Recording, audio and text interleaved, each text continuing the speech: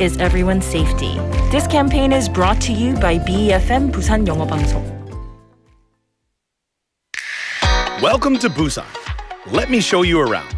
Here you can find the world's largest musical in-ground fountain and the world's only UN memorial cemetery. Stroll along the coast and explore the largest mountain fortress in Korea. As well as all this, there are so many tourist attractions, beautiful exhibitions, vibrant culture, convenient facilities, and delicious foods unique to Busan. With all the beauty and charm of the amazing city of Busan, you'll find yourself right at home in this ever-changing tourism paradise. So stay with us a while. Busan, your #1 tourist destination. Your home, away from home. This campaign is brought to you by BEFM, Busan 영어방송.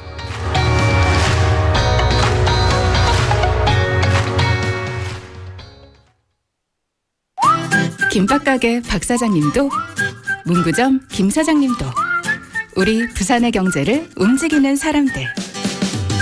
우리 동네 작은 가게로 향하는 발걸음이 우리 부산의 경제를 키워가는 한 걸음입니다.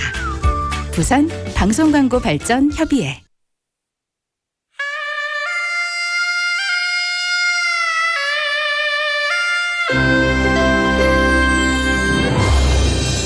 The time is now 7 o'clock.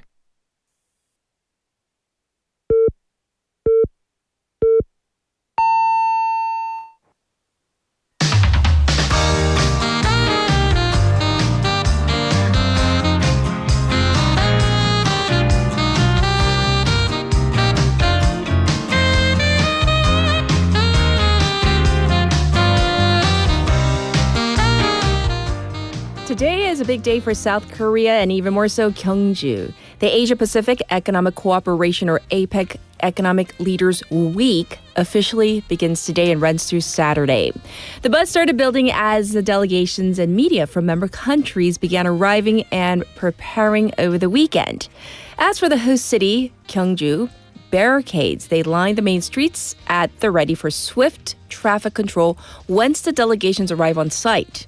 And the summit's main venue, the Gyeongju Hwabaek International Convention Center, nicknamed HICO, is being heavily guarded with only authorized personnel allowed inside. About 20,000 participants, including heads of state and ministerial delegations, as well as corporate executives and foreign media, are set to descend on Gyeongju.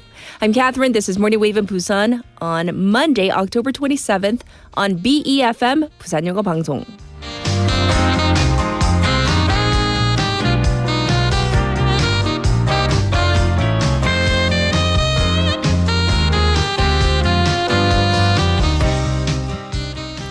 Good morning, Wavers. I hope you had a wonderful weekend and are ready to kick off Monday morning with us, Morning Wave in Busan. And we're not just kicking off a brand new week. We are kicking off APEC week, counting down the handful of days until the world leaders, they meet up for the big summit in Gyeongju. So it goes without saying that this is a major diplomatic week and a week of multilateralism for the Lee Jae-myung presidency. So we're going to go through the timeline of major summits President Lee has on the calendar this week. So first off, we're kicking off with a big one, the summit with U.S. President Donald Trump. It is scheduled for this Wednesday, the 29th. The U.S. president will be in the country on Wednesday and Thursday and actually won't attend the APEC summit itself. President Lee then will meet with Chinese President Xi Jinping on Saturday, November 1st. And this marks the first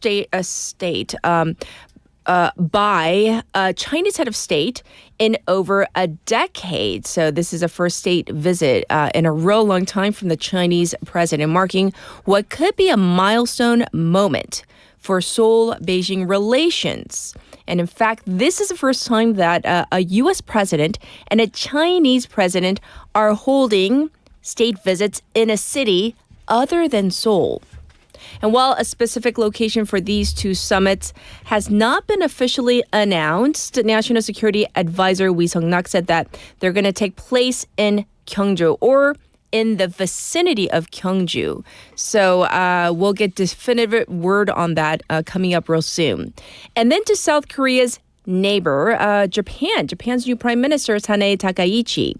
A summit along with a dinner is set to be in the works between Lee and Takaichi. And of course, other major events, including the summit between President Trump and Xi and a possible surprise meeting involving North Korea's leader, Kim Jong-un, that might be in the works, although this is a slim possibility. So in any case, this week is definitely shaping up to be a diplomatic super week. And we'll see how the political and economic situation of the Korean Peninsula may change after this week. That's what we are going to be talking about today and throughout this week. So it's all about APEC.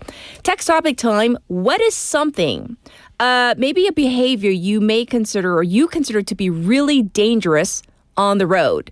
자, 내가 도로에서 가장 위험하다고 생각되는 것은? So I'm going to give you a few moments to digest that. Take that in and think about it. What is something, maybe a behavior you consider to be really dangerous on the road? So you can send in your opinions to BFM's live stream live chat on YouTube. Go to the YouTube platform and type in BEFM, 부산 영어 방송, and you can chime in by subscribing, logging in, and chatting with our other waivers from your phone, pound 9050, shop 9050. That's going to cost you 100 won. Also, you can reach me for free via Kakao Talk as well. So add us as a friend, type in BEFM or 부산 영어 방송. Add us as a friend, and you can send in your messages as well. The ways you can tune into Morning Wave in Busan, if you're in Busan on the radio, 90.5 or 103.3 FM. Like I said, we're streaming live on YouTube right now. You can watch again at your leisure. And we're available on the BFM app and also the Papang app. Now, looking ahead to our Monday morning together, we have Cultural Interlude with Michael. And in hour number 2, Claire with News in Depth. For our special interview today, as obviously it's APEC week, so we're going to be talking about Trump's return to Asia. What is at stake in terms of the U.S. and the respective Asian countries and the relationships there?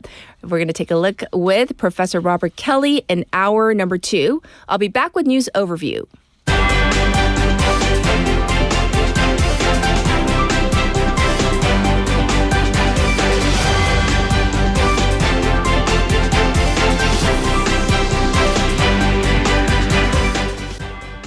It's now 7:06, and this is News Overview.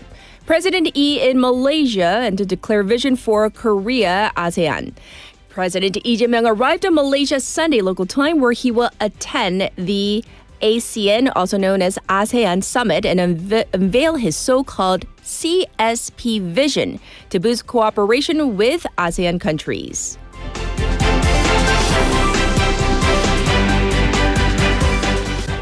Government says security talks with U.S. nearly done, tariffs still under discussion.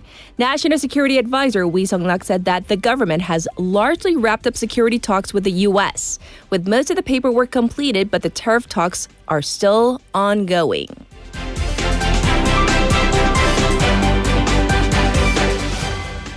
Prosecutor dismissed from Kim Gun-hee's special counsel. A high-ranking prosecutor in the special counsel investigating former First Lady Kim Gun-hee's allegations has been removed from the team after it was unveiled that he had drinks with a key figure in the Deutsche Motors stock manipulation case. May 1st to be renamed Labor Day. The May 1st Workers' Day will be renamed back to Labor Day after 62 years, with the government seeking to designate this as a holiday.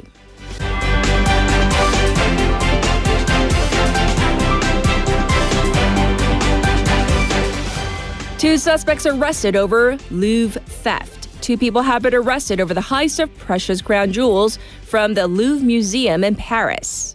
This was News Overview.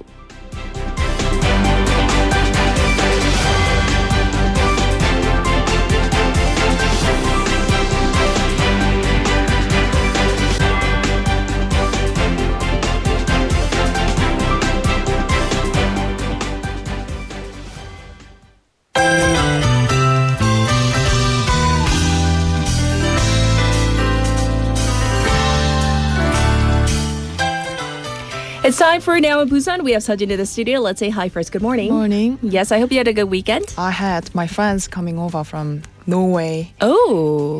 Yeah, we went to multiple festivals. And yeah, it was really quality time. Good, good. I'm glad you had a good time. Well, we are talking about something or a behavior that you think is really dangerous on the road. What might that be? In car, humans are a dangerous creature on the road. Oh, just generally speaking, human beings. Because? Because some people are just crossing the road without really waiting for the traffic light to turn. Oh, so are you talking about drivers or pedestrians? Who are the dangerous people? Just people walking? Both. Both? Yes. Okay. So you're saying, generally speaking, human beings are dangerous creatures. We are good by nature, but sometimes could be dangerous. I see. Yeah. Okay. Well, thank you for sharing. We're going to get into our first diplomatic news about the APEC summit. So what's going on? The U.S. and Chinese leaders are to meet in Busan during the APEC summit held in Gyeongju. A senior U.S. official said that President Trump will host a bilateral meeting with Chinese President Xi Jinping in Busan on the 30th. Yes. So people might be wondering why Busan and not Gyeongju itself. Yes, tell us. They are reportedly looking at Naremaru inside the Air Force base at Gimhae Airport as a meeting place. Yes. It's close to Gyeongju, ideal for a short visit, and it offers top-level security. Plus, the Air Force recently remodeled Naremaru, which adds weight to the speculation. So did the Air Force or any officials confirm? Not officially. They said they know nothing about the summit. But if a request comes, they can consider providing the venue. If the leaders do meet in Busan, not just meeting itself, but also its outcome could become the most noticed scene of the entire APEC summit. Yes. So even though the main event is Gyeongju, global attention may turn squarely to Busan. That's right. So what's on the agenda for the two leaders? Do we know? Under the Trump second administration, the two countries are in what's been called a tariff truce. But tensions have flared again over China's rare earth export controls and the U.S.'s threat of 100% extra tariffs. Yes. They're also revisiting who's to blame for failure to carry out 2019 trade, which is why all eyes on whether this meeting could produce what some already calling a possible Busan agreement. Yes. So this is an important facet, one part of the overall APEC week, so we'll keep our eyes on that meeting. And speaking of this APEC summit, security is tightening at the airports because of APEC and this summit, correct? Yes. The Ministry of Land Infrastructure and Transport and the Korean Airports Cooperation said that starting tomorrow, the 28th, the aviation security level at Gimhae, Daegu, Pohang, Gyeongju and Ulsan Airport will be raised from caution to alert. Yes, and from what I've heard, the security level, it was already raised before, correct? Yes. Beginning from the 24th, it was raised from attention to caution, all airports nationwide. Now it's going even higher for key APEC airport. Yes. Security screenings will be stricter, more baggage will be checked, and passengers wearing platform or high-heeled shoes will need to remove them at checkpoint. Extra security personnel have also been deployed, especially at Gimhae Airport, where most leaders will arrive. Authorities will conduct unannounced inspections to keep on-site staff focused. I see. Well, I'm thinking that other non-APEC related travelers are going to need to make sure they have enough time, extra time. Yes. Gimhae Airport expects that normal passengers check-in and boarding process will take longer than usual. Right. And I hear also the Air Force 5th Mobility Wing, they're also busy preparing for APEC. Yes. During APEC, they will control participating countries' aircraft and handle security guard operations and protocol. Besides security duties, they also installed an external bird control team and a 24-hour bird control system. Yes, I heard that there is even a no-fly zone. Can you explain? Correct. The area around Gimhae International Airport will be no-fly zone from midnight on the 29th to November 2nd. During this period, all flights, including drones, are banned except for scheduled passenger flights and emergency aircraft on rescue or disaster support. Anyone caught flying a drone in a no-fly zone can be fined between 1.5 and 3 million won. Right. So once again, to clarify, no fly zone from midnight the 29th through November 2nd. So for anything that is unscheduled, it's not going to happen. All right, let's move on. We're now going to talk about Busan, our city, expanding its 15-minute city idea to include safer school routes. Yes, Busan City, together with related agencies such as Busan Police Agency and the Busan City Office of Education, is launching a 15-minute city safe route to school plan. To get things started, they held a meeting on the 24th to discuss detailed measures. Oh, and what did they talk about? They are forming a new council for safe school route, which will include parents, civic group representatives, and experts in both transport and education. The council plans to survey current school route accident data and design 3 route types: car-free street, pedestrian-only roads, and pedestrian safety road. Yes. They will begin with high-risk areas such as steep slopes and narrow back street. The council will also meet twice a year with extra working meetings to inspect, evaluate, and improve route based on the route result. And any message from the officials? Did they have anything to say? An official said creating safe route to school is a top priority for future generations. They said that with cooperation with the police and education office and citizens, Busan aims to build a 15-minute city where students can walk safely with peace of mind. Yes, and of course, keeping students safe, that's such an important thing. So thanks for reporting on that. Well, Busan has been kind of the mecca for sports lately. So now let's talk about Busan hosting a full course marathon. Yes, Busan City has begun discussions on hosting a full course marathon. The city has presented itself as a live sports paradise city by creating a sports bureau and designating May as the month of sports for all. Yes. Now the city is pushing its slogan, Busan is a city of sports forward, having successfully finished the National Sports Festival for the first time in 25 years and holding a cycling festival, the 2025 Seven Bridge Tour. Yes, for sure. There was also a marathon within the National Sports Festival, right? Yes. During the National Sports Festival, they held a marathon here in Busan. The event was quite sought after since the course crossed the landmark Gwangan-daegyo Bridge and ran through the city center. Yes. And it was actually the first certified marathon in Busan's main town in 23 years since the 2002 Asian Games. So where are international marathons usually held here in South Korea? It's Seoul, Daegu, Gyeongju, Gongju, Gunsan, and Incheon is holding its first international marathon on November 23rd, which they aim to expand it into one of the world's 8 marathons. In the case of Busan, the city was once considered for full marathon spot, but it was repeatedly shuffled due to a lack of interest from successive mayors. Right. So the lead in the international athletics competition was basically taken by other cities up to this point, right? Yes. After the 2002 Asian Games, Busan held the 2003 Busan International athletic competition. But from the 2005 to 2012, the lead was taken by Daegu. Daegu has hosted an international marathon by inviting foreign athletes since 2002. Yes. Now Busan City is showing a signs of change, declaring itself a city of sports for all. An official said Hong Kong marathons grew from about 3,000 starters to 50 to 60,000 runners and had a huge economic effect. Adding Busan with its natural scenery and infrastructure has the potential to become world-class marathon city like Boston and Tokyo. Oh, yes. Here's hoping that we get to that point. So baby steps first. Thank you for going over all the local news, and we'll check in with you tomorrow. Thank you, Sajin. Thank you so much. All right, I'll be back with your traffic and weather. Good morning. Good morning. 굿모닝입니다. Good morning. 좋은 아침입니다. Morning wave in Busan. Morning wave in Busan. Morning wave in Busan. Major news, local buzz, and expert takes. It's all here on Morning Wave in Busan. Brighten up your morning commute with Morning Wave in Busan.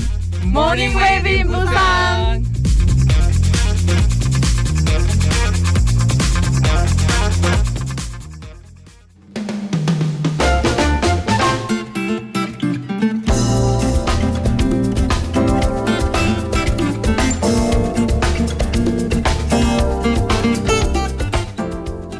It's time for your traffic report. Right now, it's 7:18. First up, we have congestion from the Dongso overpass, actually on the Dongso overpass from Hwangryong ramp to the old Daegum tollgate.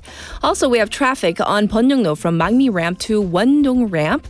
It's looking slow on 중앙대로 from Tail Hospital to Choryang intersection. It's also looking slow on Nakdong-namno from Myeongji ramp to Cheongnangsa-Ogui intersection. Currently, it's 11 degrees Celsius under clear skies. The daytime high will go up to just 14. So yes, it is much cooler today. Across the nation, cooler weather across the country by between 5 to 10 degrees Celsius compared to yesterday. Strong winds are also bringing the real field temperatures down, so make sure to bundle up accordingly.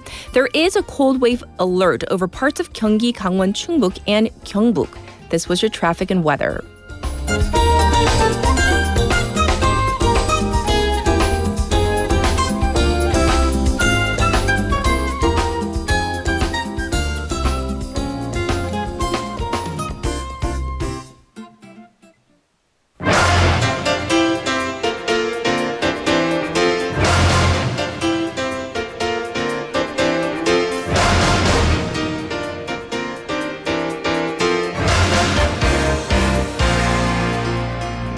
It's time for top stories. We have Haley in the studio. Let's say hi first. Happy Monday. Good morning. Yes. So it's a major week. But before we get into all the APEC news, I want to ask your text topic. What do you think is the most dangerous thing? Behavior or whatever? I know. So many. But if you had to choose one. I know.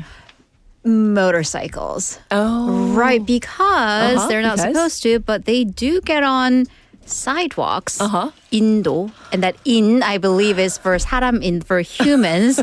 I'm like, I know you're humans, but you're on wheels. No. I know, like I twitch, like you're on wheels. Doesn't count, right? Does not count. I'm like, I know you're trying to get somewhere. We are all trying to get somewhere. But yeah, and then some people don't wear helmets. And then sometimes I do see like two people on a motorcycle. The driver has the helmet and the passenger, the person in the back doesn't. I'm like, it's not like, really? And can I add to that to your peeve as well, your pet peeve? When the person in the back, hanging on for dear life, is a child, like a minor with a helmet. That I get heart palpitation. I get nervous just watching. I'm like, call Child Protection Services. Right. Yeah. Helmet for everybody. Everyone. Please. Everyone. All right. Yes. Well, enough lecturing and preaching from this. We're going to jump into the major summits with leaders of the U.S., China, and Japan. I talked about that in the opening, but a lot more is going down in the APEC summit this entire week. So give us a rundown. Right. I mean, even before APEC, we have the ASEAN summit in Malaysia ongoing. But let's come back to South Korea because the National Security Advisor, Lee Seong-rak, gave a briefing on President Lee Jae-myung's week, his summits, and major events. So we're going to actually fast forward to this Wednesday, the 29th, where he will kick off the summit with U.S. President Donald Trump. This, by the way, is the second summit between the two leaders, which the National Security Advisor said it's the shortest period during which the two presidents of South Korea and the U.S. exchanged visits to each other's respective nations. Right. And the first APEC event will also be on this day, Wednesday, the CEO Summit, where President Lee will give a special talk. And then going to the following day, Thursday the 30th, Canadian Prime Minister Mark Carney will make his official state visit, and President Lee will meet with Carney with multiple summits and with participating APEC leaders. Right. But going back to the whole Canadian summit, a major defense deal might be struck here, including a talk on submarines. Ooh, so that is pretty major. We'll look for that. Keep in mind that this is all before the actual, the big weekend coming up, the summit itself, which is on the 31st, starting Friday. So that would be Friday the 31st. It is, as you said, the beginning of the summit with the first session on a more connected and resilient world. Here, leaders will discuss trade and investment.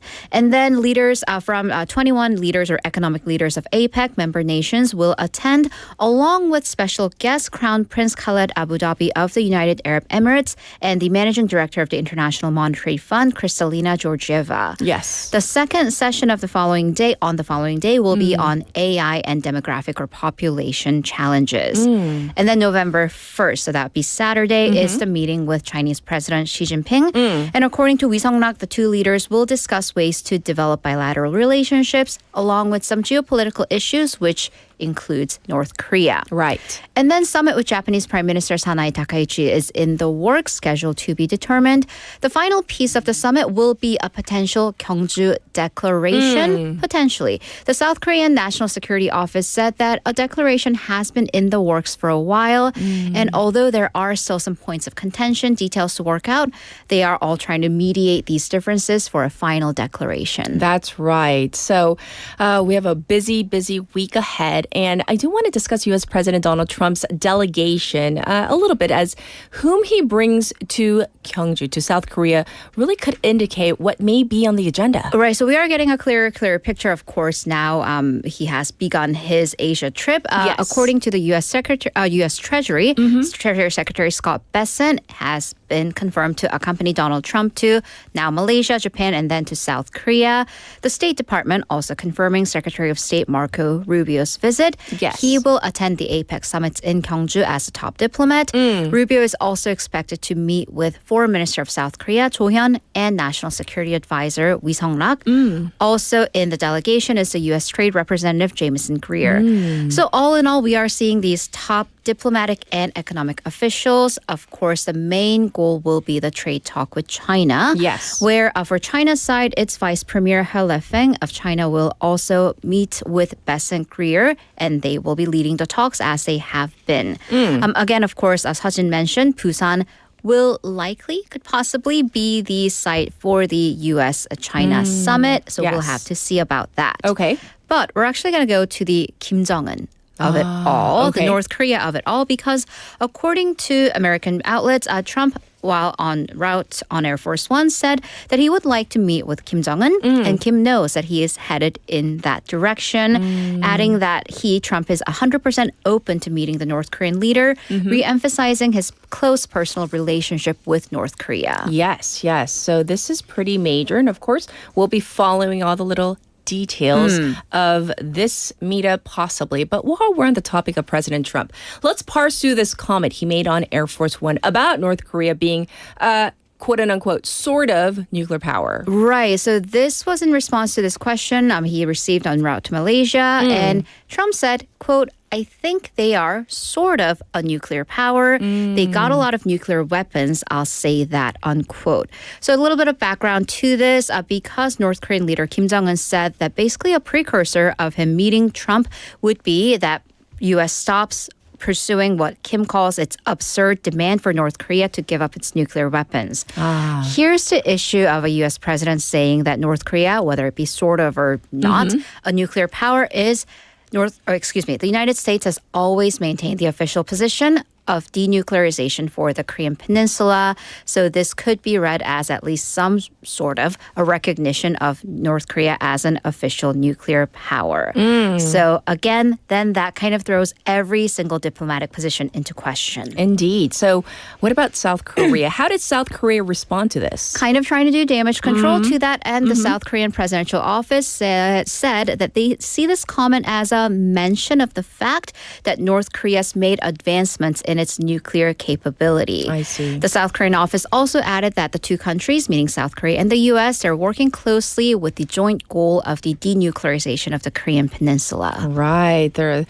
So we went through many moving parts and facets of what might be happening this week. For now, though, let's talk about something very domestic. Bring it down to everyday people. Halloween is coming up this week, and local authorities are on high alert because of safety. Of course. So especially because this year, October 31st falls on a Friday, which increases the likelihood that a lot of people will be out and about going out. And then on top of this, just because Korea as a travel destination has been very popular, we are also seeing a lot of foreign travelers who do celebrate Halloween. I mean, depending on what culture they're from, but more so than South Koreans. Right. So, again, crowd concerns, the top priority given what happened in Itaewon in the crowd crush. Right. So earlier last week, Prime Minister Kim Min-seok directed the Interior Ministry, local governments, the police, and the fire agency for strengthened measures, including crowd control, safety promotions for local businesses, dispatching officials to heavily crowded areas, and other preemptive measures. Right. So to that end, especially Seoul, the city has designated 14 sites, including the very popular Hongdae, Itaewon, and Seongsu regions. So there will be safety fences, traffic control, crackdowns against illegal parking. There will also be emergency and first aid booths set up and a hotline with local hospitals. Right. The area around Itaewon in particular, very popular Halloween destination. Also, unfortunately, the site of the crowd crush from 2022. Yes. This will be under heightened vigilance. So the authorities have set up a 4-tier crowdedness system. If it gets above a certain level, keep in mind that subways will actually pass the station without stopping. Some exits might be shut down or reallocated, and the government will issue disaster alerts on your phone. That's right. Well, for one more Halloween-related issue, the consumer agency ran tests on several children's costumes directly purchased from Chinese e-commerce platforms. And parents, if you're going to dress your kids up, you might want to listen up. Because some daycares and kindergartens will have events, Yes. and because direct purchases from Chinese e-commerce platform is so popular, so prevalent, but make sure that this is safe. Yes. So the Korea Consumer Agency, the KCA, they ran tests on 10 costumes from AliExpress and 7 from Temu that consumers can directly purchase without going through a South Korean outlet. Over half of them, or 9, did not meet safety standards. These are children's dresses and costumes, ranging from popular character princesses, witches, and fairy costumes. Interestingly, all 9 that failed the safety test came from Ali, apparently. For example, there was an Addams Family costume, with Wednesday being a very popular series now. It showed 600 times the permitted levels of phthalate plasticizers and 2.3 times the permitted amount of lead in a part of the costume. So these phthalates can have a negative impact on one's growth and reproduction. And lead, of course, is a known carcinogen. Yes. These similar chemicals were also found in these Tinkerbell and children's police uniforms. Some costumes also exceeded what's called the flame speed velocity. Basically, how flammable, how easily a material can catch on fire. Yes. Because if it is exposed to any sparks from, say, fireworks, sparklers, or candles, the child wearing the costume can get hurt very easily and quickly. By the way, that full list is available on the Korea Consumer Agency or 한국 소비자원 website. All right. Well, thanks for giving a heads up on all of that. Now we're going to circle back to Trump's tariffs for our final story. President Donald Trump suddenly pulled out of trade talks with Canada over this advertisement. Right. So the U.S. and Canada, huge trading partners, they've been undergoing trade negotiations over tariffs.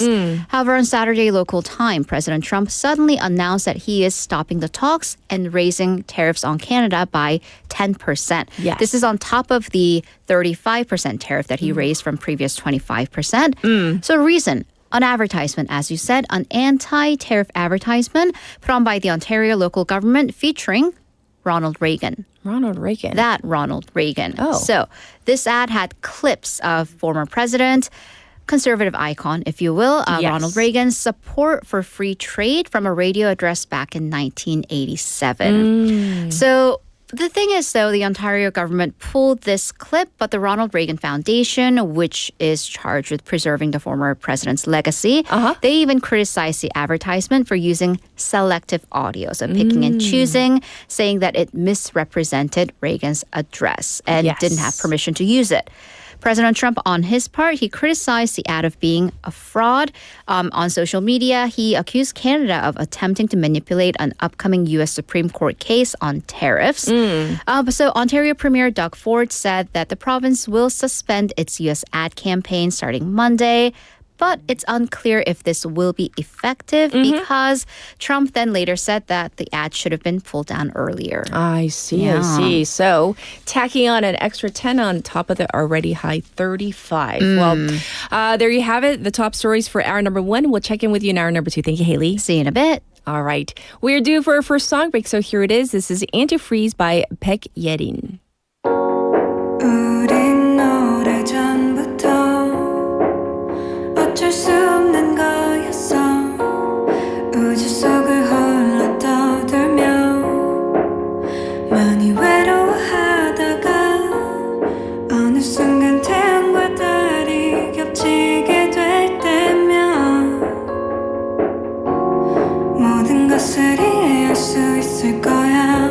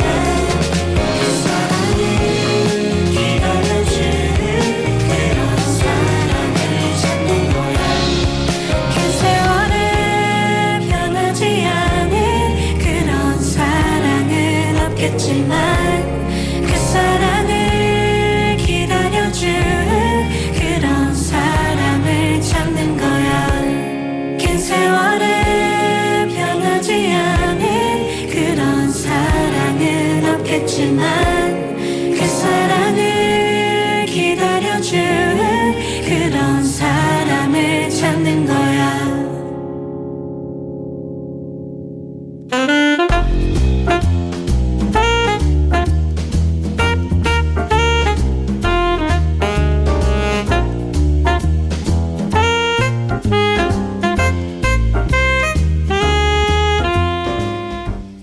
It's now time for Cultural Interlude. Guess who's back? Michael's back. Yay! Yay! How are you? You look so fresh with your new haircut. I got it yesterday. Yay! It's all fresh and new. How was your trip abroad?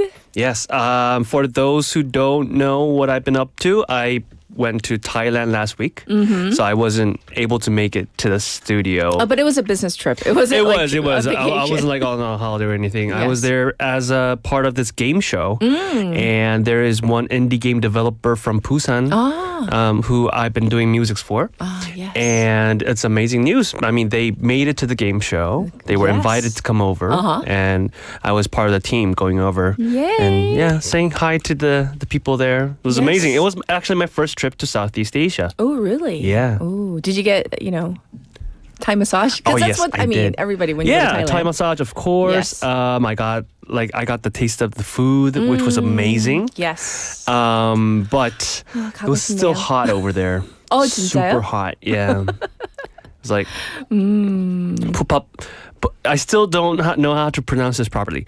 푸팟 퐁커리. Right? Yes. 푸팟. I had the.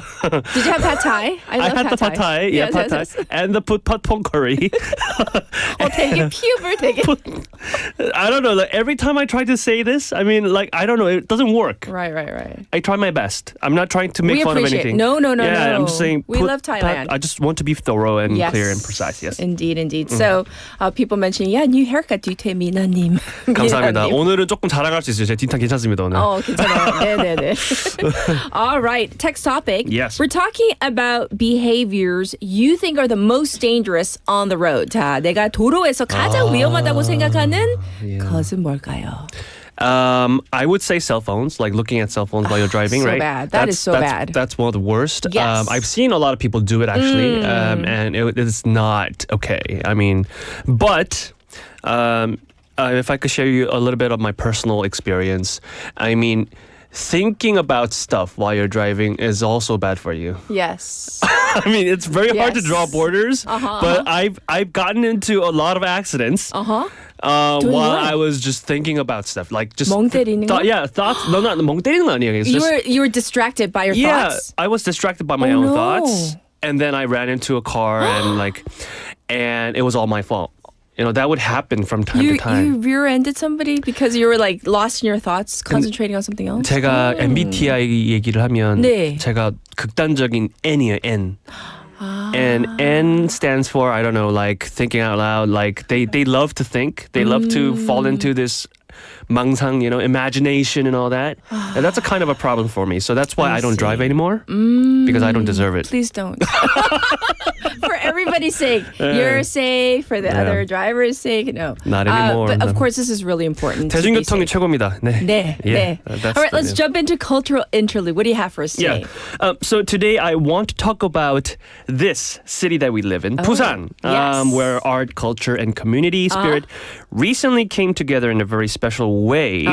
I recently joined as one of the panelists at a place called 도모헌, So beautiful. where I met with Busan Mayor Park Hyung-jun 시장님 at the 2025 Social Participatory Arts Convention. Yes. So let's talk about the venue itself, 도모헌, Yeah. because it is not just a pretty site. It has quite a unique history. Yes, that's right. So 도모헌 used to be the official residence of the mayor of Busan for many, many years. Yes. But recently it was transformed into a public cultural space open for everyone. So those of you who haven't been to Tomohon yet, I think it's just right above Namcheon Station, right? Yes. Line number 2. Amazing place, beautiful place to be. And this year, it hosted the 2025 Social Participatory Arts Convention from 25th to 26th. So that was just 2 days ago, right? And it was filled with art exhibitions, performances, citizen workshops, and even hands-on cultural experiences. Right. It was actually very beautiful to see people from all walks of life come together through art and creativity. Oh, very, picturesque the way you're describing it. What was the main focus of this meetup, though, this convention? So basically the idea was to merge everyday life culture with arts education. Okay. But I think the key word here was the 15-minute city. Or 15분 도시. I'm sure a lot of waivers out there heard of this keyword before. And that was the main topic at the talk concert that I was, a panelist for at the Tomohon place. Yes. So just to give you a short introduction about what 15-minute city is, it's actually a concept that we brought from overseas. Yes. Yeah, and it was first proposed by Professor Carlos Moreno from the Sorbonne University in Paris.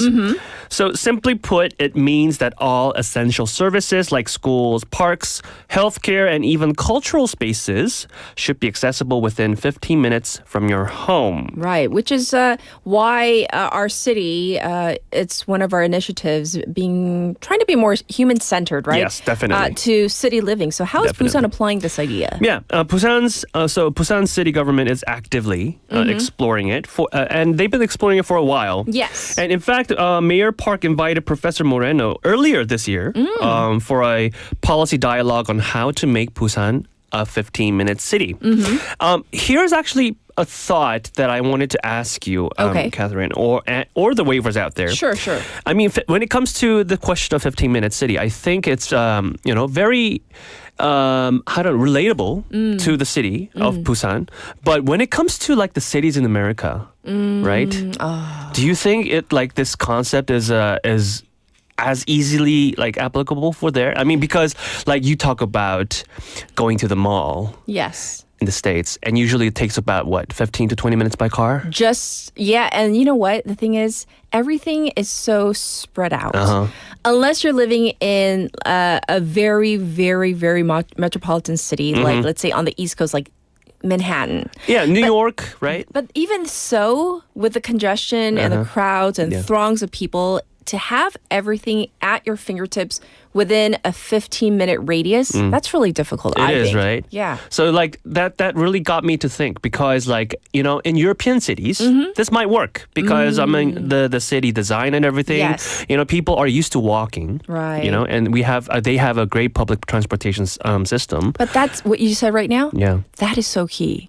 Having an amazing public transportation system is key. And Leslie, who is an American, she says, as an American, the answer is no. Everything is so spread out, right? Yeah. And then everything... which is good. I think it has its own pros and cons, right? Yeah. But, if you want everything accessible within 15 minutes, in the U.S. it might be difficult. Everything is, Yeah, so this was, I think, something to think about, right? Right. Because, is it always right to create a 15-minute city? Well, it depends. Yeah. It depends, right? It depends. Yes. And I think in that regard, Busan is a perfect fit for this 15-minute concept. And I do feel lucky that we have this policy going on.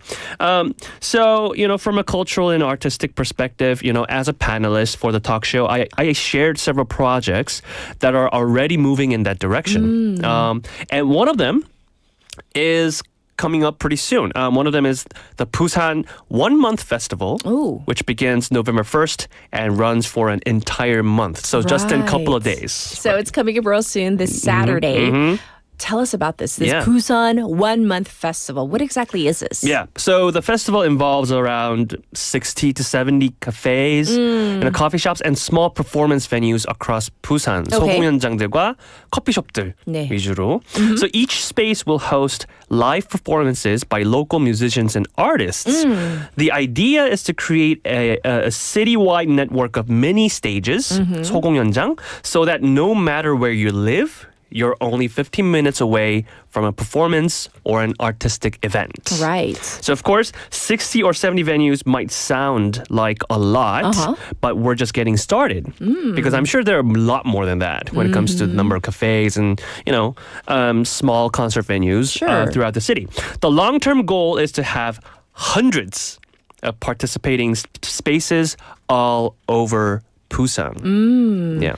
And so as one of, a little birdie, aka our producer, she points out, it's such a great idea because even still up till now, let's say, if you want to see a major performance, we all know, where do we gotta go? To usually to Seoul. Yeah, right? usually Seoul, yeah. Right. Yeah. And so in terms of if we have more of this, where if we can get the artists to come to Busan. Plus, we got to show up, though.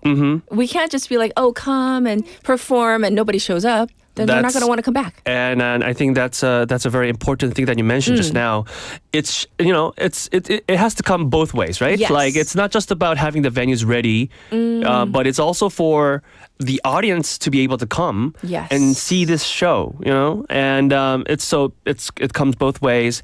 Everybody should be in it. And definitely. I think that's so. I mean, staying informed is also, I believe, the key. So, for example, I just mentioned something about 1 month festival, and I'm sure there were a lot of people who already knew about this festival, but there's also others who did not know about it, right? Yes. And once you get to know it, it's also another thing to decide that you're going to go. Yes. Right? And I recommend that, if you're interested in finding out more about the local music, the local musicians, and the venues, you need to make the decision and you need to take action, right?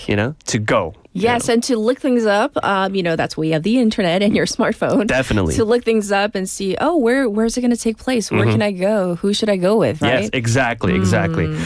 So I just talked about, this festival that's coming up, one month festival in November. But this mainly focuses on smaller venues, right? But we also have to talk about bigger venues. And what happens to that kind of, cultural spaces. Yes. And now the keyword shifts a little bit to regional balance. Ooh, yes. Because we always talk about 동부산은 어떻고 서부산은 어떻고, so people feel like everything is concentrated on, 동부산. Right. The eastern part of the city. It's always it always comes up. It's Eastern Busan, Haeundae, Gwangali, Exactly. So people feel the western part of the city is being neglected, and they talk about these things. Yes. But recently, I think in terms of that, there has been a really good news. So in Western Busan, a major new performing arts venue called the Nakdong Art Center has just been completed. Oh. So, and what I mean by completion is its construction. It's scheduled to officially open in January next year, but it has been, putting up a number of pilot shows, so to speak. Okay. The center includes, it's a massive place. The center includes a 987-seat concert hall. That's quite big. It is huge. Yes. For classical music. And also a 300-seat ensemble theater. So it consists of one big and one small theaters, and it's massive. Yes. And it is expected to become the cultural hub of Western Busan and hopefully be a solution to this regional imbalance that we've been seeing between Dongbusan and Seobusan. But we don't want to leave out Eastern Busan either. So. Yeah, definitely. We want to be equal. Yes. So it's all about finding the right balance, right? Yeah. So Eastern Busan already has the new Busan Concert Hall. Yes. Busan Concert Hall, located inside Busan Citizens Park, right? That's right. As we all know. Mm-hmm. So what's going to happen, and I think this is the interesting part, the two venues, Yes. the Nakdong Art Center and the Busan Concert Hall, actually plan to collaborate. Oh. Promoting joint performances Okay. and cultural exchanges. So this means that whether you live in the East or West, you can enjoy top quality cultural experiences within a short distance. Again, just like the 15-minute city concept envisions. So to explain this a little bit further, Yes. whatever happens, whatever takes place at the Busan Concert Hall will also take place at the Nakdong Art Center as well. I love that right? idea. So it's like sharing the opportunity for Right. residents, not just in Eastern Busan, but also in Right. Western Busan, to be able to watch and easily access the same shows. That's the key word, accessibility. Yes. Yes. Yeah, and I think this is a great idea, and I applaud the planners and the people who were behind this initiative. Yes, and we're going to end it on that happy note. And people are worried about your health. 고수님, 감기 걸리셨나요? 라고 목소리가 조금 좀 티가 나나요? 공기가 새네요. 라고 교수님이 걱정하시네요. 또 이렇게 알아봐 주시니까 너무 영광이에요. It's an honor. People care. But yeah, They do. I mean, I feel it. I feel it. Like, and just to give you an update, I mean, yeah, I've been sick for a couple of days, But you're okay now I'm okay, and this is just a residue. He's getting there. Yeah, Yes. yeah, almost Well, there. thank you. Welcome back to Thank Busan, you. of course. And we'll check in with you next week. So thank you Yep. so much, Michael. Thank you. All right, it's time to wrap up Cultural Interlude and hour number 1. Here's a song request from Benny. This is 꿈 by 조용필. I'll be back at 8.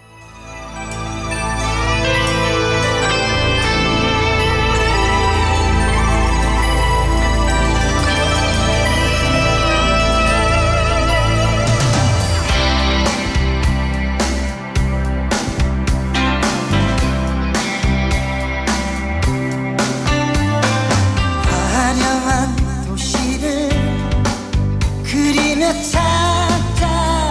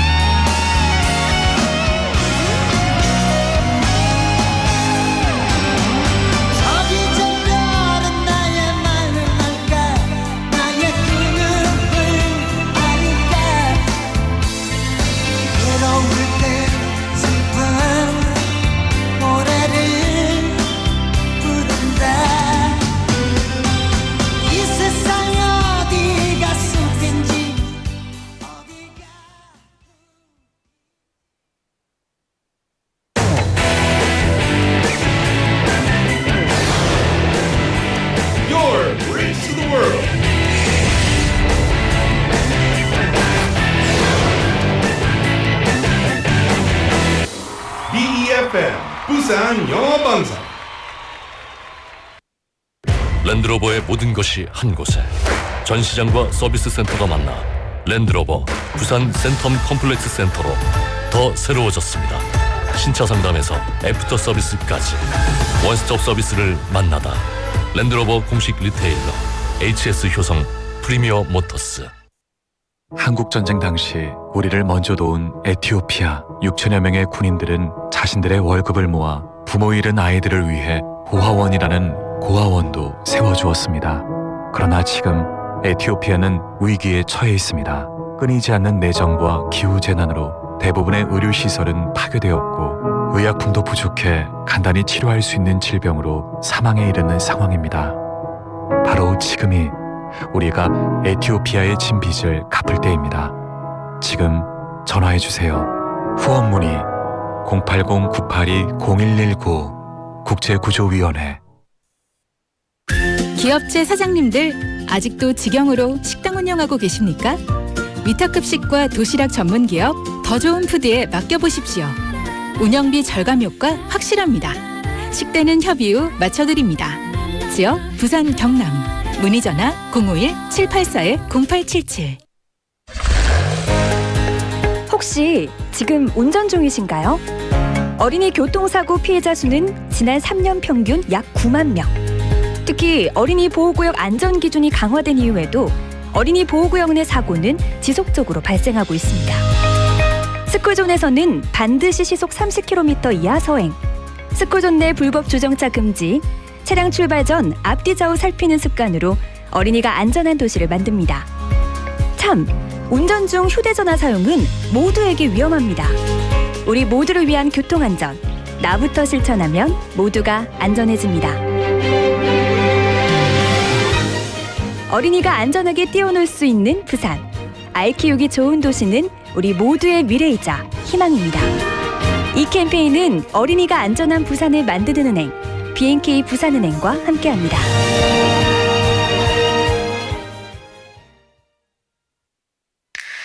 Welcome to Busan. Let me show you around. Here you can find the world's largest musical in-ground fountain and the world's only UN memorial cemetery. Stroll along the coast and explore the largest mountain fortress in Korea. As well as all this, there are so many tourist attractions, beautiful exhibitions, vibrant culture, convenient facilities, and delicious foods unique to Busan. With all the beauty and charm of the amazing city of Busan, you'll find yourself right at home in this ever-changing tourism paradise. So stay with us a while. Busan, your #1 tourist destination. Your home, away from home. This campaign is brought to you by BEFM, Busan 영어 방송.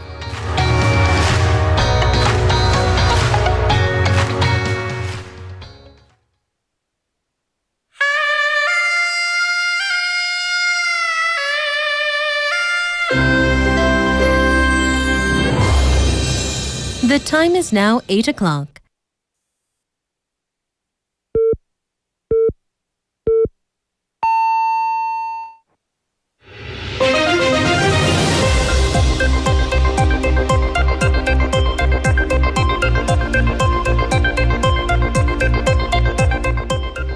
It's now 8 o'clock. This is Spotlight News for hour number 2 of Morning Wave in Busan.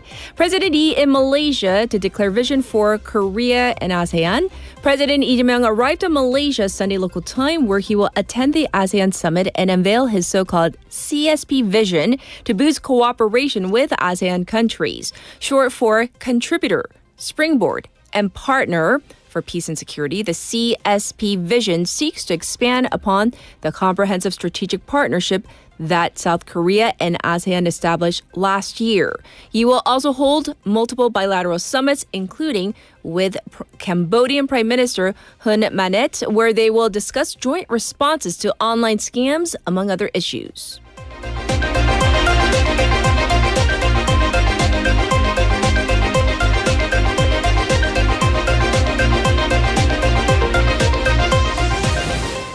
Government government says security talks with the U.S. nearly done. Tariffs still under discussion.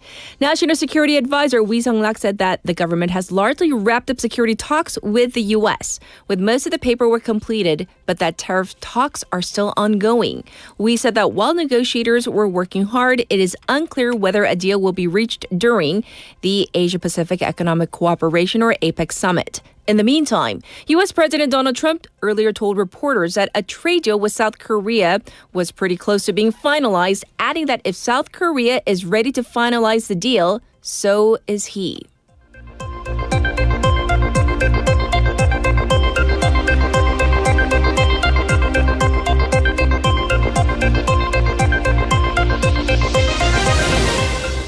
Prosecutor dismissed from Kim Gun-hee's special counsel. A high-ranking prosecutor in the special counsel investigating former First Lady Kim Gun-hee's allegations has been removed from the team after it was unveiled that he had drinks with a key figure in the Deutsche Motors stock manipulation case.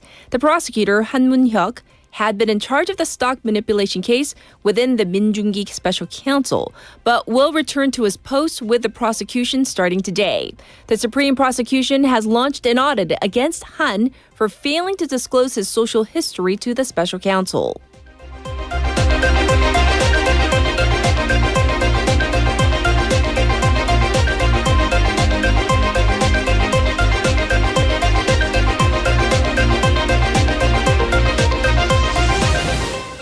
May 1st to be renamed Labor Day. The May 1st Workers' Day will be renamed back to Labor Day after 62 years, with the government seeking to designate this day a holiday. The National Assembly passed 8 labor-related bills, including calling May 1st Labor Day, according to the Labor Ministry yesterday, adding that the term labor better fits the value of the day.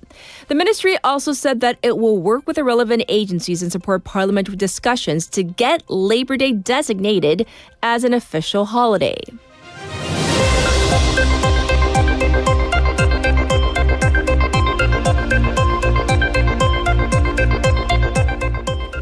Two suspects arrested over Louvre theft. Two people have been arrested over the heist of precious crown jewels from the Louvre Museum in Paris. One suspect was arrested at the Charles de Gaulle airport Saturday night local time. French media reported that one of the suspects was preparing to take a flight to Algeria, with the other going to Mali. Reports say that DNA found at the scene led to the identification of one of the suspects. Officials have not said whether any of the jewels, collectively worth $102 million, have been recovered. This was Spotlight News.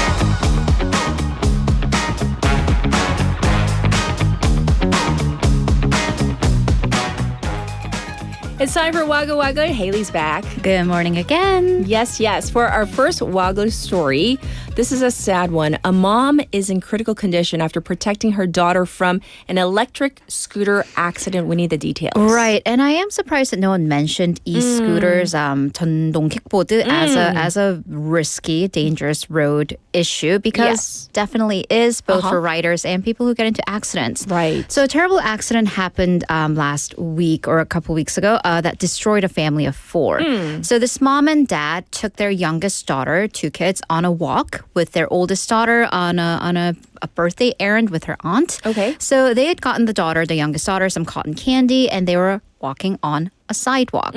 At that point, an e-scooter with 2 middle school girls on that scooter, we'll get into why that's severely problematic, came barreling down the road. The mom covered her daughter with her body. The scooter crashed into them and knocked the mother back. The mom has been unconscious for over a week as the accident happened on October 18th. Right. The youngest is 2 years old, and she apparently, according to her father, shows signs of trauma. I'm sure. Well, you mentioned that the middle school students were operating this scooter, but it wasn't one. There were two on there? Right. So number one, couple of problems. According to the police investigation, it revealed that the girl who was driving the scooter did not have a motorcyclist license, which in South Korea, it is required that you have at least a motorcyclist license to operate these motorized e-scooters. Okay. Also, there were two of them. Again, not supposed to do, neither wearing a helmet. So motorcyclist licenses, by the way, are only given to those who are 16 and older. So the husband of the victim said that they're not currently in a position to think or talk about any sort of punishment, that he just wants his wife to get better. I see. Such a tragic story. We're hoping and praying for the best, of course. Let's move on. China's apparently trying to recruit top science professors for basically a STEM brain drain. Right. So STEM is what we refer to as 이과, science, technology, engineering, and math. So according to People Power Party lawmaker Choi Soo-jin, earlier this year, there was a case where 149 professors at KAIST, the Korea Advanced Institute of Science and Technology, one of the top tech schools in the country, they all received the same email that was titled Invitation for Excellent Global Scientists to China. By the way, almost 150 professors, that's over 20% of the entire faculty. So what the email offered, 2 million yuan salary per year. That's about 400 won, 400 million won. Wow. Plus housing and schooling tuition for their children, if they have any. That's on offer. Yeah. Right. So KAIST's research security team received this report and launched a probe. And also because, depending on what these professors are working on, this is a national security issue. Oh, right. So the National Intelligence Service also found multiple similar cases. So this is only one part of China's strategy to target South Korean scientists for technology and information leaks. Yes. And back in 2020, a KAIST professor was discovered leaking information about key driverless car technology to China. And a separate survey by the Korean Academy of Science and Technology surveyed its 200 members show that over 60%, yes. so big majority, they're approached with recruitment offers from overseas institute. 42% of them actually did follow through or are looking into moving overseas. And the vast majority, 83% of these offers came from China. Ooh, so let's go back and talk about the condition at KAIST, which apparently are not that great. Right, so this might be the fundamental issue towards, for that brain drain. Okay. So this was the point that was made at the Science and ICT Parliamentary Committee inspection on Friday, 국정감사. Democratic Party lawmaker Hwang Jung-ah pointed out that recently KAIST youngest ever professor, Song Ik-ho, he moved to China. She asked KAIST President Lee Kwang-young, who was answering questions there, why there's been a string of talents leaving the country or choosing medical school from a younger age. So we're just not getting talents in the basic sciences field. Well, President Lee answered that, number one, the first reason is that the treatment of scientists in the country, it leaves more to be desired. Along with low morale for scientists from the country, he actually asked the chair of the science committee and party leaders to visit KAIST and encourage the students. And this is such a symbolic issue. Ask them to raise the food allowance at KAIST by 1,000 won, 1,000 won, per student, so they can add quote-unquote fried eggs to the meals. Yeah, so I mean, was there a bit of hyperbole in it? Yes, but it is, science's conditions are not great. Lawmakers also pointed out other shortcomings including working conditions, housing, and the retirement age. Yes. So the Science and ICT Ministry actually said that the government is working on and will announce comprehensive measures to prevent such brain drain sometime next week. Yes, and we always talk about why don't we get any, Nobel laureates in science? Apparently they're not being fed well. Sad.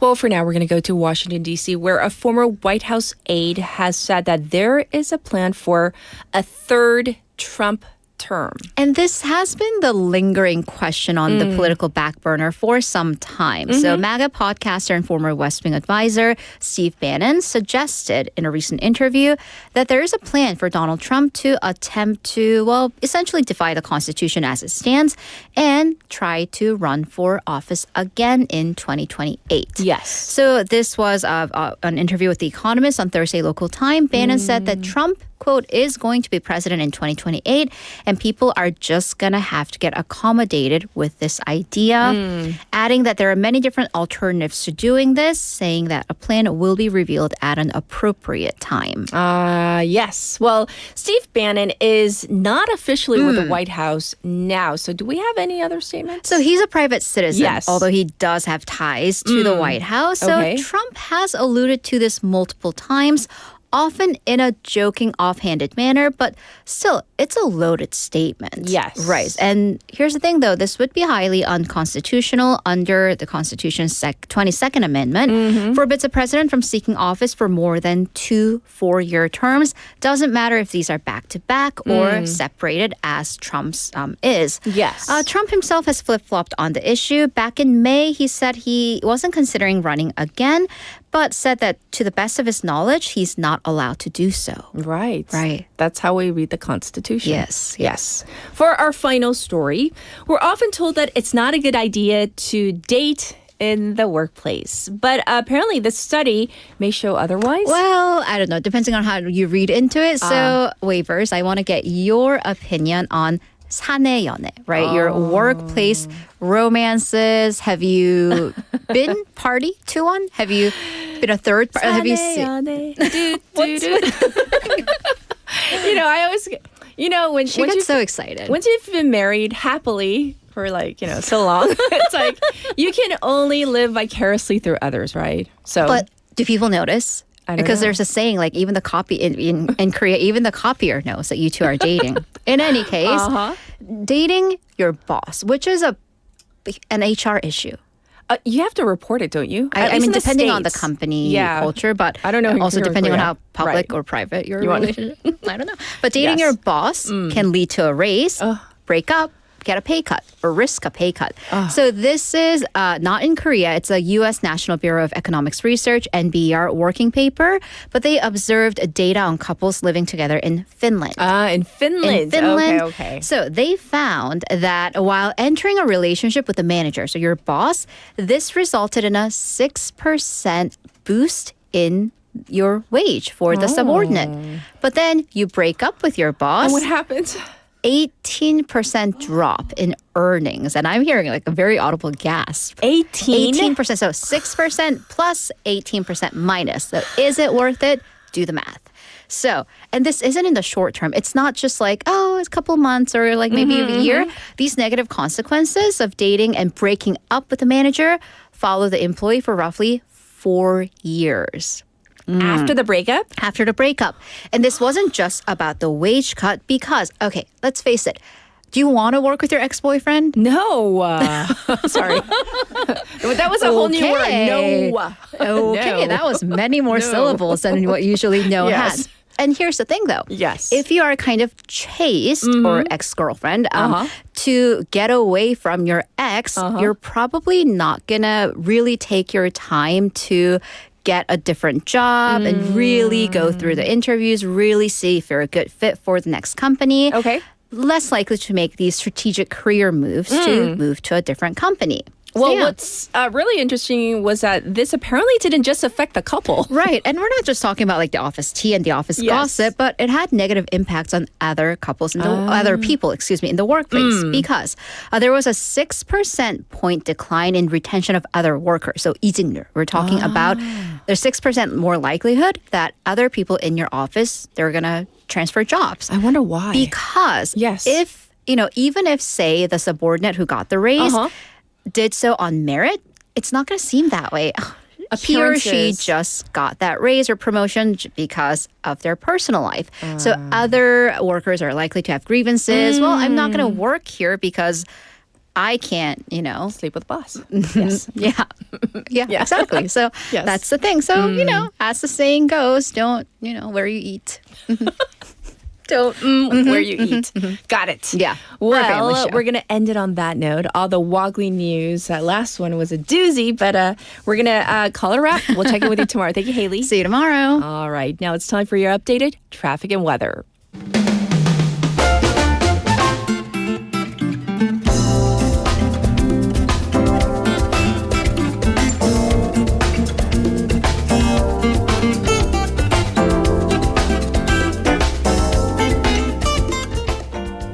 It's now 8:16. Here's your traffic report. There's an accident on Dongso Overpass going away from the city on Bumnakor Ramp.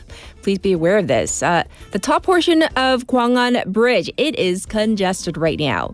It's backed up on Chungjang-daero from pier number 5 to pier number 4. There's also traffic on Yeonsuro from Shili three-way intersection to Busan Station. Also, slow on Chungnyeol-daero from Minam intersection to Manduk Tunnel number 2. Currently, it's 12 degrees Celsius. It's going to go up to just 14, which is much colder than yesterday. Across the nation, it's cooler generally by between 5 to 10 degrees compared to yesterday. Strong winds are also bringing the real field temperatures down, so make sure to bundle up. There is a cold wave alert over parts of Gyeonggi, Gangwon, Chungbuk, and Gyeongbuk. This was your traffic and weather.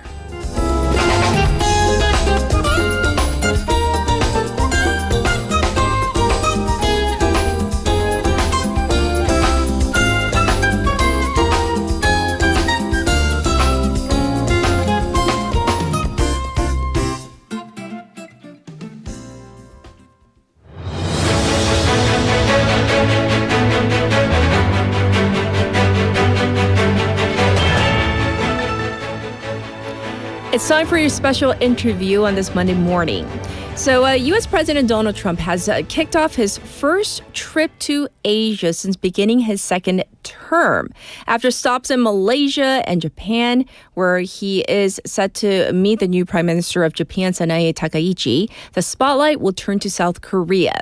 Trump is set to arrive in South Korea for the APEC summit, which is obviously going to be in Gyeongju, where he is scheduled to meet Chinese President Xi Jinping. We don't know exactly the venue of that yet. It hasn't been 100% confirmed. It might be in Busan. We just don't know.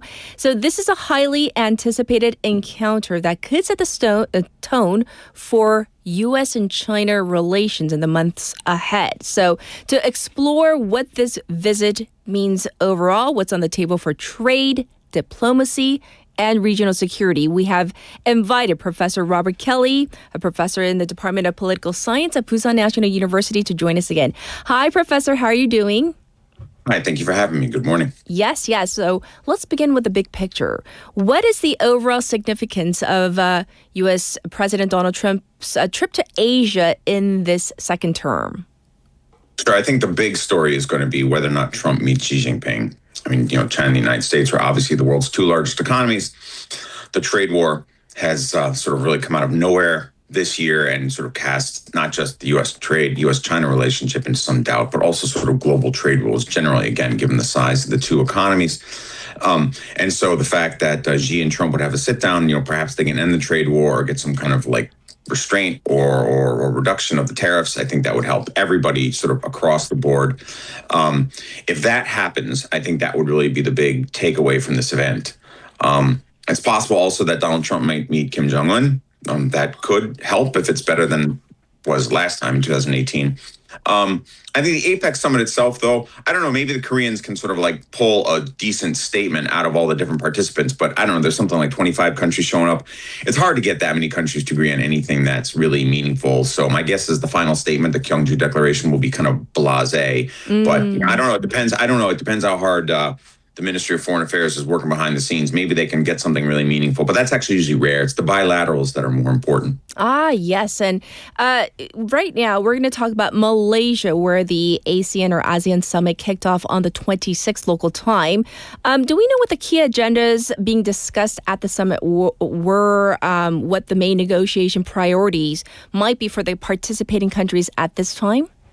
Sure. I think the big issue for Southeast Asian states is the competition, as it is, I think, for Korea and Japan and everything too, right, is the competition between the U.S. and China, right? In Northeast Asia, it's a little bit clearer where the lines are, right? That is to say, we expect North Korea to tilt towards China. We expect South Korea and Japan to tilt towards the United States.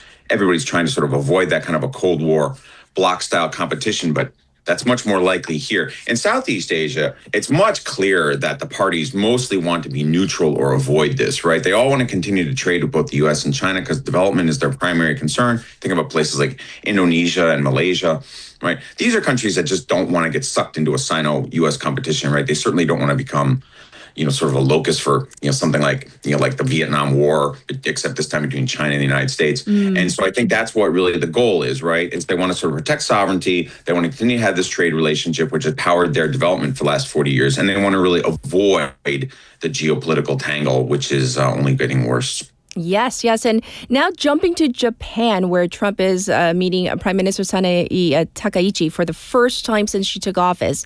Do we have any expectations with their meetup?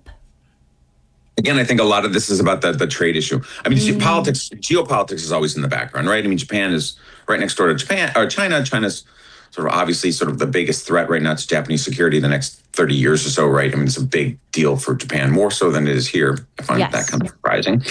But anyway, so there's that, obviously, right? And Donald Trump is a pretty unreliable ally when it comes to security guarantees. So I imagine there's sort of a lot of, sort of behind the scenes pushing to try to get the Americans to more clearly state that they'll fight for Japan if it comes to it. Yes. But the trade war, like it is here, is a big deal, right? Japan, like Korea, is a big exporter of electronics and automobiles and manufactured parts to the United States, and all that stuff has been tariffed.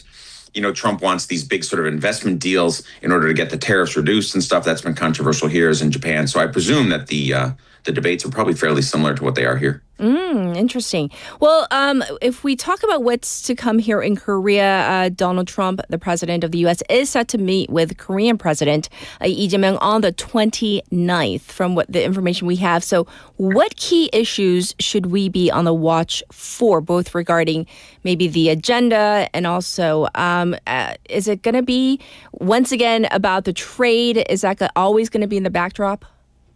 Yeah. I mean, because Korea is facing pretty high tariffs. Right? Korea is an export-dependent economy because Korean domestic consumption is not high enough to power South Korean GDP, which, by the way, is a real issue here that never gets discussed. But South Korea is really export-dependent, which gives China and the United States a lot of leverage over you guys. And the United States is the biggest market, and the United States has traditionally been a politically more reliable market than China, which often uses market access to push South Korea on unrelated political issues. So there's that. And that's pretty well known, right? I mean, that's been in the Korean newspaper for 8 months. But also behind that, I think there are two other things. One is the size of this investment deal that the Trump administration has been demanding, right? I mean, $200 billion is an astronomical sum of money.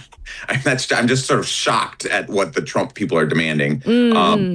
It's really quite large. I mean, what is that? That's like 5% of South Korea's GDP or something. I mean, it's just like gigantic. Right, and the total amount is like 350, right? If you look at the total package of what. Yeah, I thought the Koreans had got Trump down to like 200, but so there's that. Yes. And then there's also, I think the Lee Jae-myung administration would like Donald Trump to re-engage North Korea. That's traditionally a priority of progressive governments in South Korea. When Moon Jae-in was president, we did this sort of too, right? Moon Jae-in kind of encouraged Trump to go off and meet Kim, and my guess is the Lee Jae-myung administration will do the same.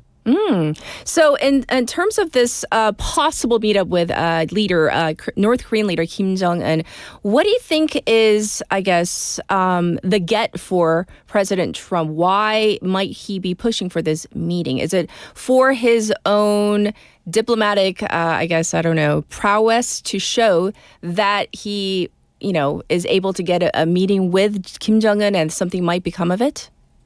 I think so, and I think that would be unfortunate.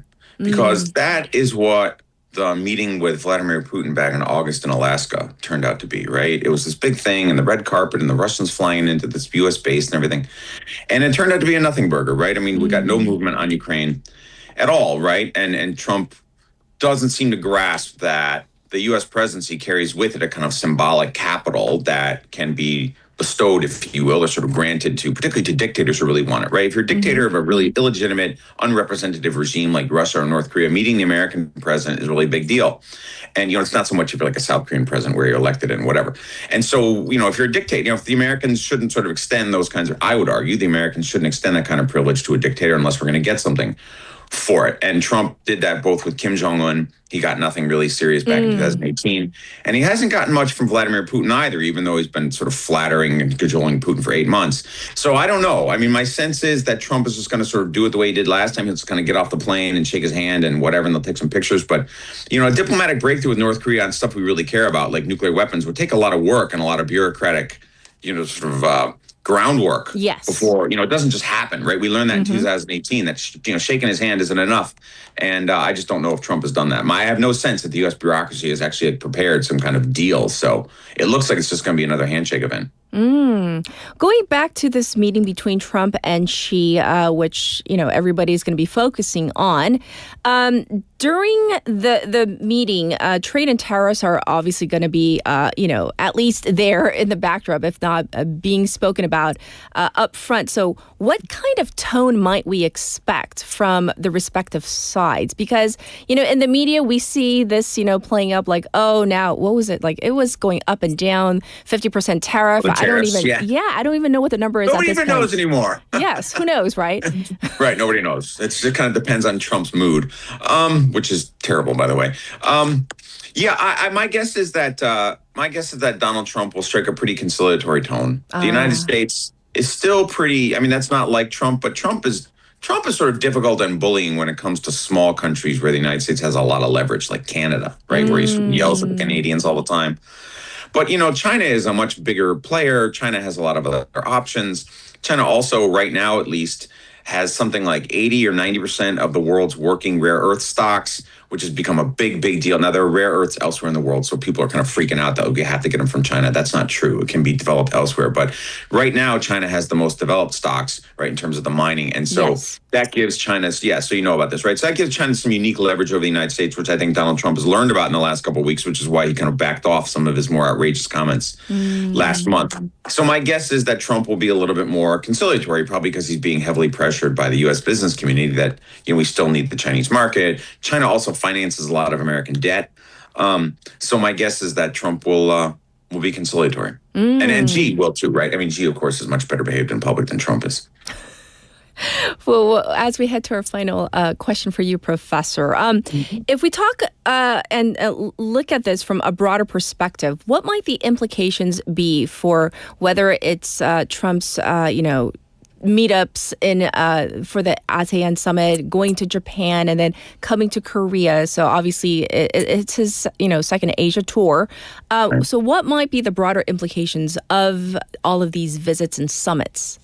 Sure. So if I were Korea and Japan, Taiwan, Malaysia, the other countries where, you know, Trump is sort of banging around, I would be pleased that he is here. If I were an American ally right now, my biggest concern would be kind of slow motion abandonment.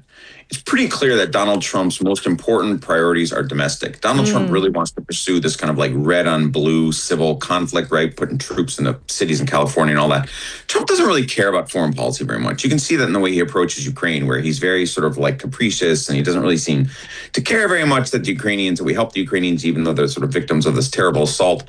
And so if I were a Korean or a Japanese or other, you know, U.S. ally in the region, I would be very concerned that Donald Trump would sort of cast us aside for a deal with the Chinese. And so the fact that Donald Trump is coming, he's going to meet with Lee Jae-myung, right? You're going to have the pictures in front of the flags. Trump is going to be kind of pushed to say stuff like, you know, the American relationship with Korea is very good. That kind of stuff I think is actually really valuable because I don't think Trump actually wants to do that, right? I think that Trump doesn't actually care that much about U.S. allies.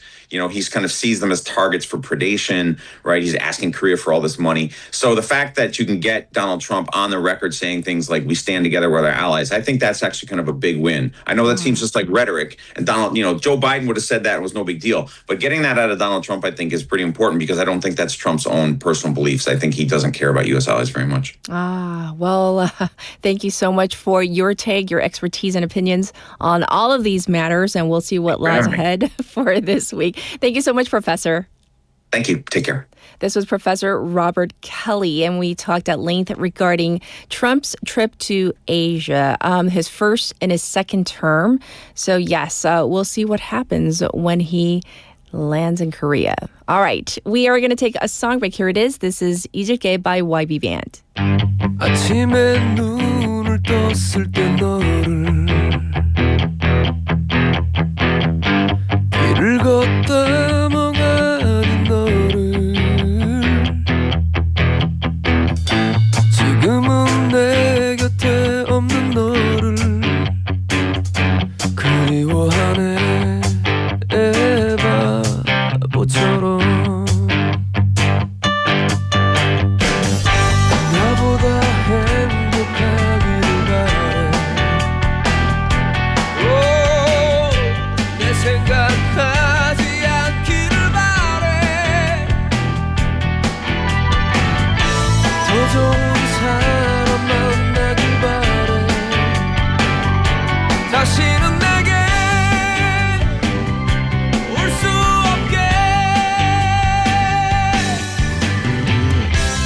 안개처럼 사라져간 다시 못 올 그 지난 날 함께한 추억 모두 흘려보낼게 널 잊어야 해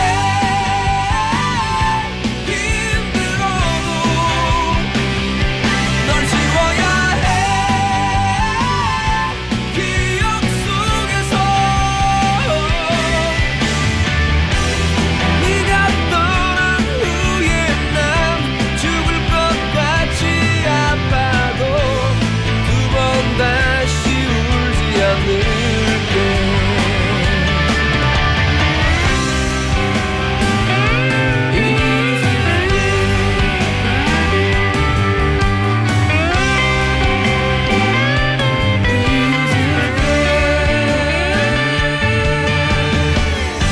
아직도 휴대폰에 네 이름 지우지도 못하고 있어 전화기 들고 한참 서서 널 생각하네 바보처럼 안개처럼 사라져간 다시 못 올 그 지난 날 함께한 추억 모두 흘려보낼게 널 잊어야 해 힘들어도 널 지워야 해 기억 속에서 네가 떠난 후에 난 죽을 것 같이 아파도 다시는 너를 찾지 않아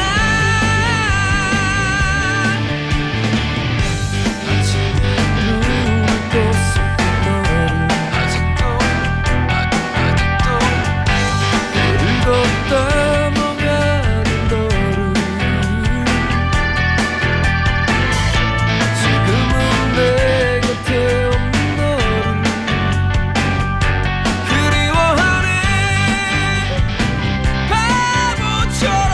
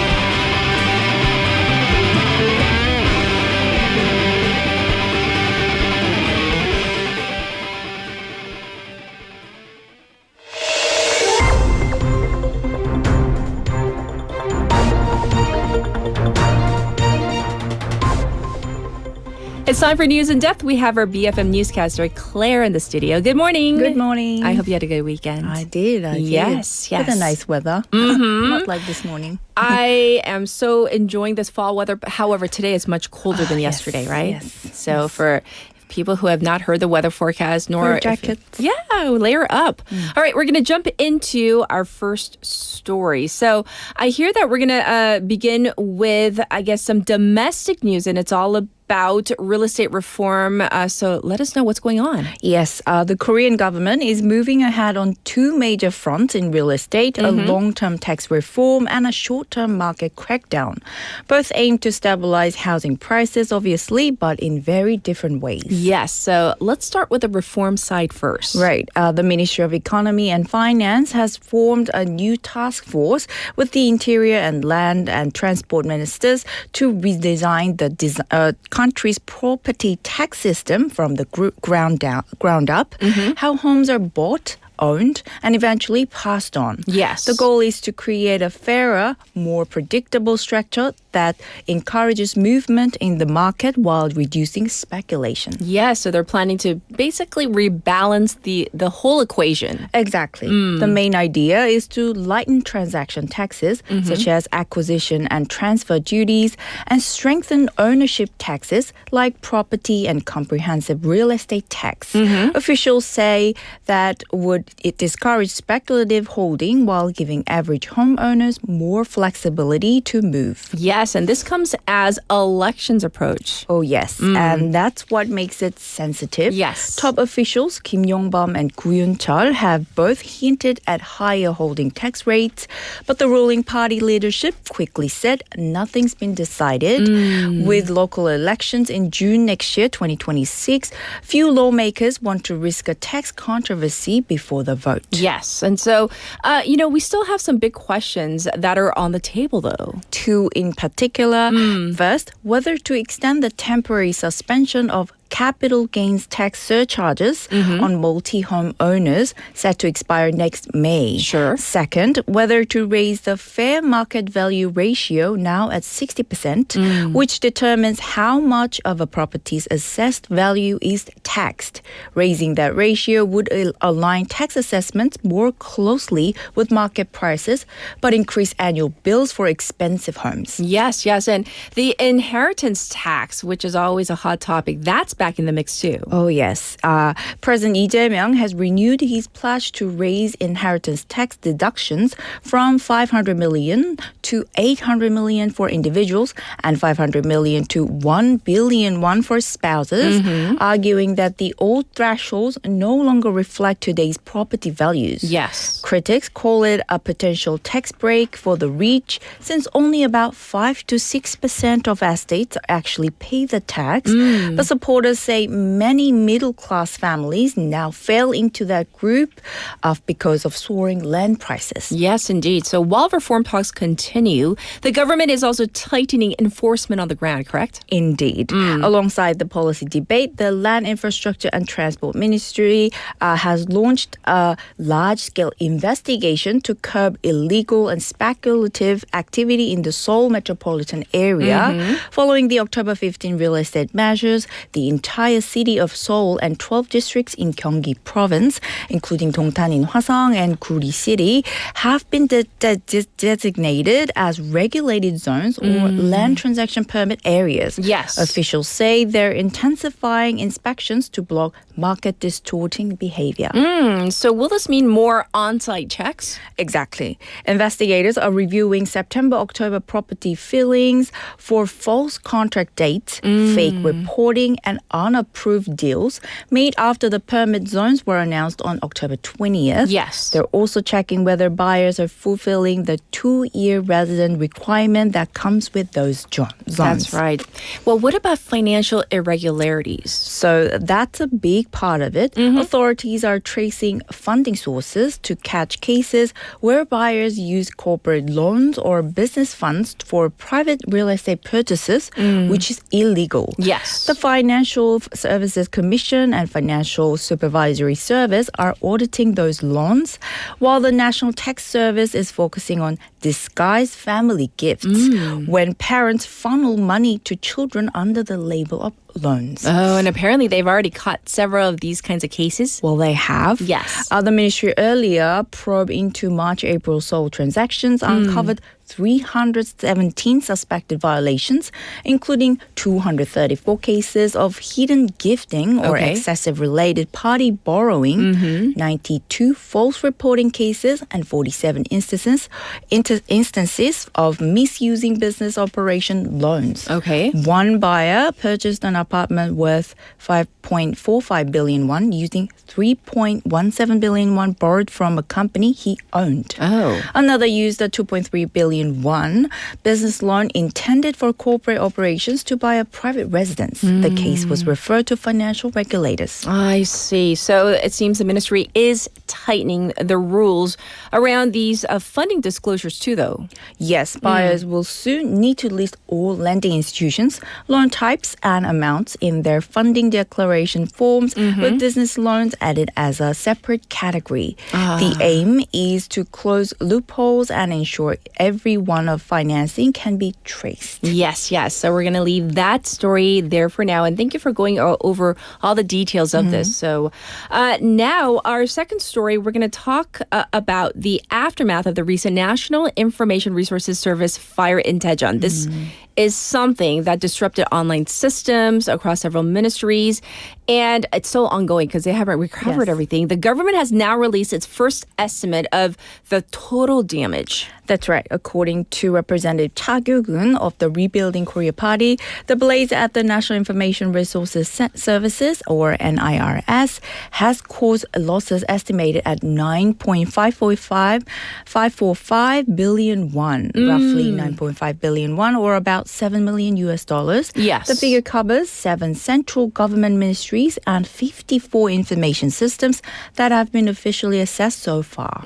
So let's talk about the agency which was hit the hardest. Well, obviously, by far the Korea Post, which operates under the Ministry of Science and ICT. It reported about 7.97 billion won in damage across 34 systems, including mail tracking networks and the online stamp portal. That alone accounts for roughly 84% of the total loss confirmed to date. Oh, my goodness. What about other ministries? So the National Fire Agency estimated around 710 million won in losses to its emergency response platforms, including the 119 emergency smart system and the hospital information sharing network. Yes. The Education Ministry projected 315 million won in damage to the test of proficiency in Korea and system, and 353 million won to the Korea history proficiency test database.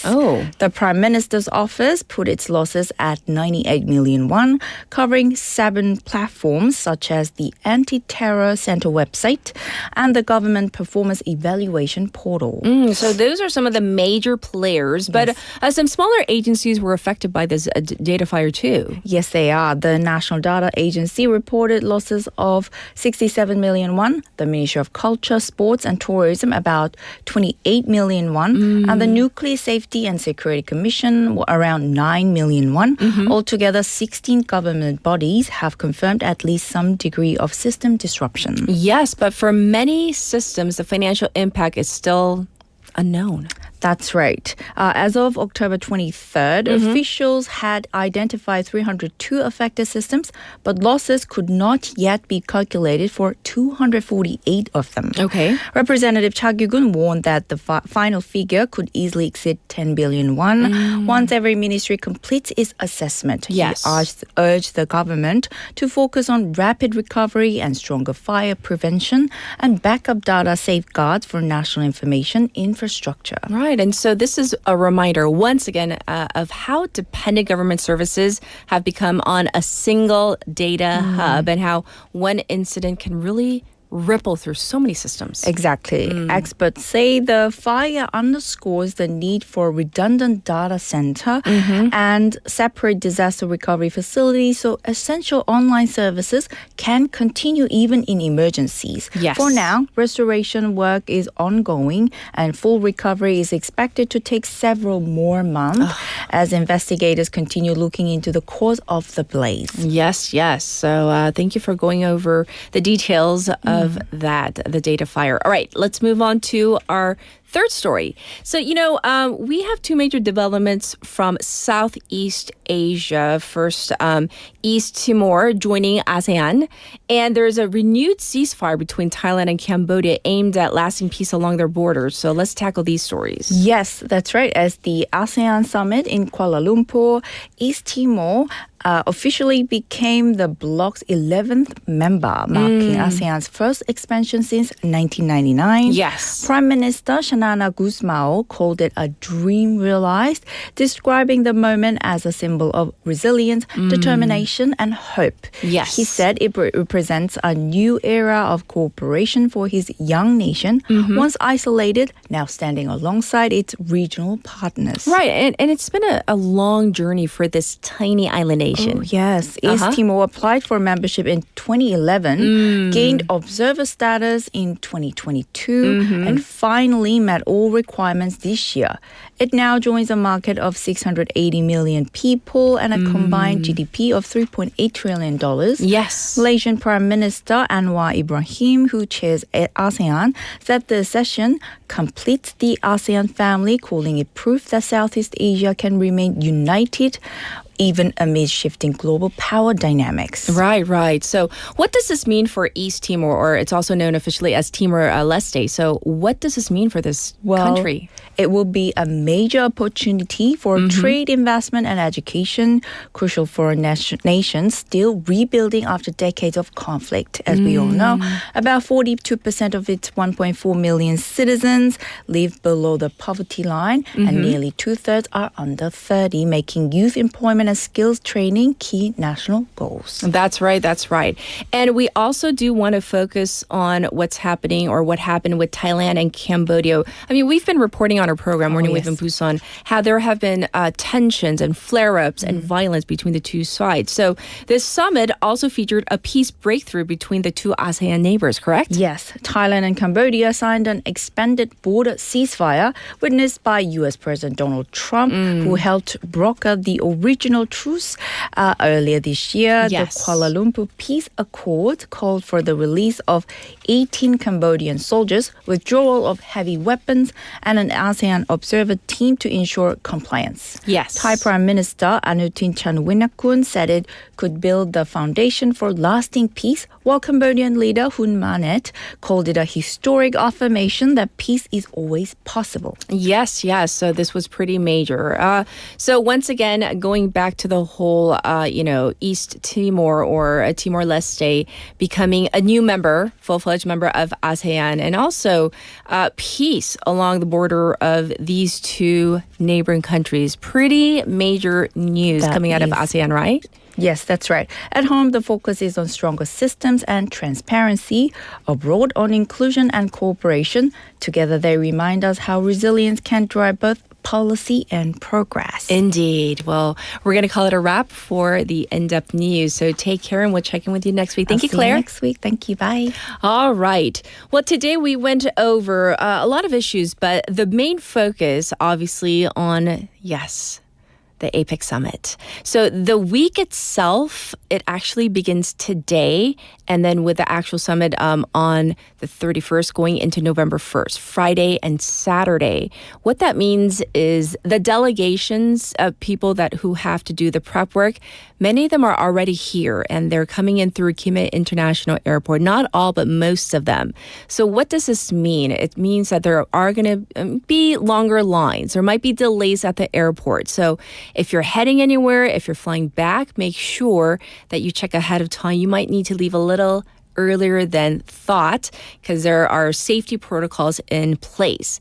And of course, we love Gyeongju. I visit Gyeongju, a few times a year.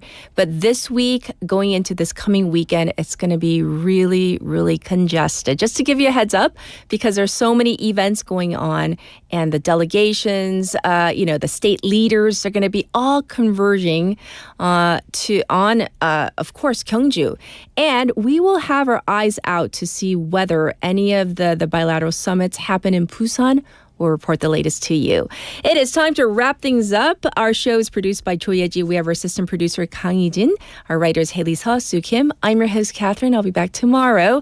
How about this one? This was a song that everybody was kind of listening to during COVID, but definitely a good one. This is Stuck With You by Ariana Grande and Justin Bieber. Have a good one. Bye, everybody.